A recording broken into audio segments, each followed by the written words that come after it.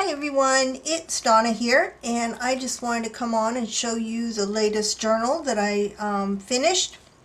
This one was a special order for someone who wanted to give it to her mother, and I am naming this one Maddie after the her mother. Her mother's name is Maddie, so I'm naming this journal Maddie. She is in my favorite style, the vintage lace style. This one is 4 3/4 inches wide by 6.5 inches tall, and she has 64 pages front and back. And on the front, it's just held together with a coffee dyed piece of muslin, and the front is all vintage laces and linens, and there's a little dangle with beads on the edge. It's just held in with a bulb pin so it can be removed. It's just my favorite style of journal. I wanted the vintage linens to shine, so I didn't put anything else. I didn't embellish the front in any other way. So let's get started. There is and all the laces, the types of laces that you're going to see in this journal are what I'm going to be offering in grab bags, similar to what you're seeing here in grab bags this coming weekend. I'm working on putting them together now. I just got in a big bunch of new laces, antique laces, and there's enough of it that I can share some of it in the grab bags. So there's a lace pocket here, and inside of it is a little faux ledger that I made with some, this is an actual vintage ledger from 1911, 1912. You're going to see some of the rest of this in the book later on. Just little scraps of papers for journaling. So that tucks in the front there. And this is actually a digital from Jessica Rapp from her Two Silver Oranges, her Etsy shop. Trace of Vox label to say what the journal is about. And just some collage on the front and some pretty lace here. Piano roll paper on the back side of the scrapbook paper, some little mushrooms down there, a vintage map of the world, and some more lace here, some stenciling, my coffee dyed paper, more vintage lace on this pocket, and in the pocket is a postcard of General Nathan Bedford Forrest. He is a Confederate general, I guess. This is a reproduction postcard. And there's also a printout of, and I got this from Etsy. I'm not going to read it. It's a letter from a sister to her brother, and it's dated 1876. So that's in there. And here's that ledger. This one's December 10th, 1912. It's the original. You can journal on the back. This is a page from a book on business forms. And here's the fortune cookie in this journal. There's a little fortune tucked inside of there. Some music paper with a fussy cut flower and bird on it. And this flips, there's a fabric collage there, and it flips open, and there's two pockets inside with each with tags with some this one's antique lace up there. And this is my latest obsession, my collaged card with just some vintage laces on it and a yo-yo from that antique tablecloth. And that just tucks in there and flips over the pocket. More lace here. This pulls out. This is not an envelope, but a little bag that the restaurant where my mother and I used to go eat all the time, they give the silverware in this, and I'd always take it and stick it in my purse. So I've got a bunch of these, and it's just folded over the page and then fold it in half this way, and that makes a pocket, and on the other side you'll see the actual pocket. This is just a little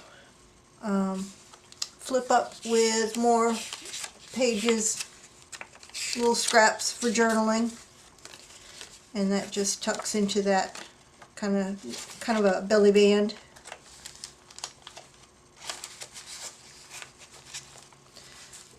And a collage on the back side of that. Dictionary page, of course, and a fussy cut flower on this side from, I think this one was from the Floralgesium book. A half page, and what I did here, I did an experiment. This is some very like caramel colored tracing paper that I found when I was cleaning out my house. I took an art class many years ago, in my early 20s, and this was a pad of tracing paper that I had, and it over time has yellowed, and I experimented with one of my die cuts. This is just a piece of coffee dyed paper folded up, and before I stitched it, I cut the window in there, and I put the tracing paper behind it, so now it's a nice pocket for a card, and you can see pretty nicely the image through it. So I like that. I'm going to be doing more of that. And then there's some lace along the top, and of course some more vintage lace on the tag. This is a poetry book called The Harp of Life, and the poet was Dennis A. McCarthy, and the book is from 1929. So there's some poems on there, and then some stitched paper adhered to the edge. It's just a half page of coffee dyed paper with a print on it, and some more of the vintage lace here. And a little saying, "Today is full of possibilities," on the back side of that page. This is a German poetry book, and I love it because it has this kind of gothic font, really pretty font, and it's already that tea stain kind of color. And then lace on the edge of that. Just a page for journaling with a little snippet of vintage lace up here, peeking off the top. Page from that 1920s children's reader with a really cool image on it. Here's another piece of that tracing paper, and I stenciled a flower onto it. No, you can't see it. You can see it there. This is that tracing paper. Page from my Audubon book with some collages, a little bit of vintage lace up there. In the center, on the end of the strings, are two buttons. One is a mother of pearl, and the other is a pretty metal button with a little bit of collage up here. Other side of the tracing paper with another flower stenciled onto it. You can still write on that. This is a window pocket. This is from the Graphics Fairy, and an image inside, and I think this might be from the Graphics Fairy too, if I'm not mistaken, with a little piece of vintage lace up there and another piece of lace down there, and the bird shows perfectly through the window. There's just a little tuck spot made from my die cuts, and a fussy cut bird, and another tag with some lace at the top. And this is just a page for writing with some very antique, definitely antique lace up there. Another piece of lace on the edge there. Just a fussy cut flower. This is a flip out of a flower picture, and then on the back side is a little tuck spot with a couple of little journaling tags tucked in there. A piece of washi fussy cut flower with more lace here, and again more lace here. Here's the back side of that folded paper with the tracing paper window with another card. More vintage lace up there. A little vellum flower, another fussy cut flower, and this is an invitation of some sort to the Grand Central Hotel, 1871. This I got from one of the books at archive.org. Journal on the back. Oops. More place for journaling in a fussy cut flower. Here's the back side of that silverware envelope, and on the front of it is just a little fold down space for more journaling, and then in the pocket is another tag and a little doily on there. On the back side is just a collage. This is a fold out for more journaling there, and there's also a little tuck spot here with a tall skinny tag with lace at the top. This is one of my die cuts. More vintage lace hanging off the bottom here. That is beautiful. I love this lace. That music paper that folds out, and there's a tall skinny tag here. This one is made with snippets of fabric with a flower on top,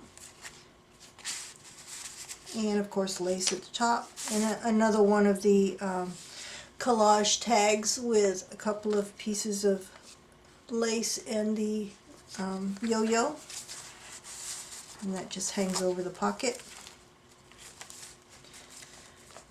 Just some fussy cut images there, more vintage lace. This is the other half of that ledger, and it flips open for all kinds of journaling. You can see the date here, 1911, and then it goes to 1912. Inside this pocket is a vintage image of a squirrel eating something that was probably given to him by the homeowner there. There is an original bank letter on tissue paper from 1910, and also a page from one of my 1902 farm journals, and it has all this really cool advertising and articles on it. That's an original from 1902. More place for journaling, more lace, the back side of that map page, and the piano roll paper, more lace here. And on the back, tucked into the back pocket, is just some more coffee stained paper for journaling or for covering up pages, and my Handmade by label. And that's the back side with the beautiful lace. Whoops, that one sticking out there. So that is Maddie. I so enjoy making these covers. I am working on another series right now of covers, lace and linen covers that are just slightly smaller than that one. So I'm working on these right now. So as soon as I get those done, they will be available. If anybody is, these are going to be actual journals, but if anybody is interested in more of these have scrapbooking paper on the inside. If anybody's interested in just the covers like these, message me, and because I love making these, and I can make these all day long. and Lord knows I have the materials to do it too. So if anybody's interested in just covers, let me know. But this is Maddie, and I appreciate you watching. I hope everybody is doing well. I will be back this weekend with some vintage laces and linens and probably some more fabric from those sample books. So that's all for today. Bye for now.